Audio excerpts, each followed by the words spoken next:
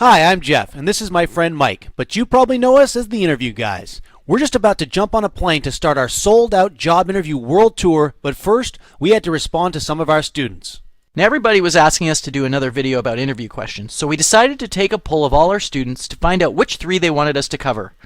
So today, we're going to talk about 3 interview questions that you'll be asked and give you some tips about how to answer each one. And make sure you watch the video all the way to the end because we've got a big surprise for you. Okay, Jeff, so what was the first question our students wanted to learn about?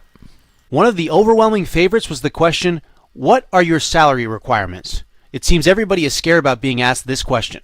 Well, one good way to answer this question would be to say, I'm sure when the time comes and I know more about the details of the position and how it fits into the bigger picture, we can come to a mutually agreeable figure. Now, they may press you for a specific number, so make sure that you research what the standard salary range is for your position before you go in for the interview. Offer the salary range when they ask and justify where you think you belong on that range based on your experience, tenure, and other similar factors. Okay, so that takes care of that question. What's the next question our students wanted to tackle?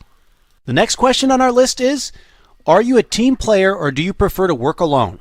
Now, this is an interesting one because in our opinion, you should never imply that you aren't a team player. That's right. The key here is to show that you're a team player, but not so much of a social butterfly, especially if your research has shown that the job you're interviewing for requires a lot of solo work and not a lot of team interaction.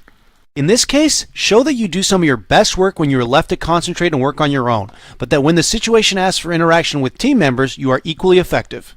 Okay, so last but not least is the question, how would you describe yourself? What's the best way to tackle this one, Jeff? Well, I'll tell you how you shouldn't be answering this question. You don't want to use this opportunity to start listing off your personal history, interests, hobbies, or any other personal information. What you want to do is highlight 1 or 2 of your strengths and pair them with accomplishments, or what we like to call success stories. In other words, lead with your strengths and accomplishments and then follow up with a good example of that personal description in action. So there you have it, a few tips on how to answer the questions most requested by our students.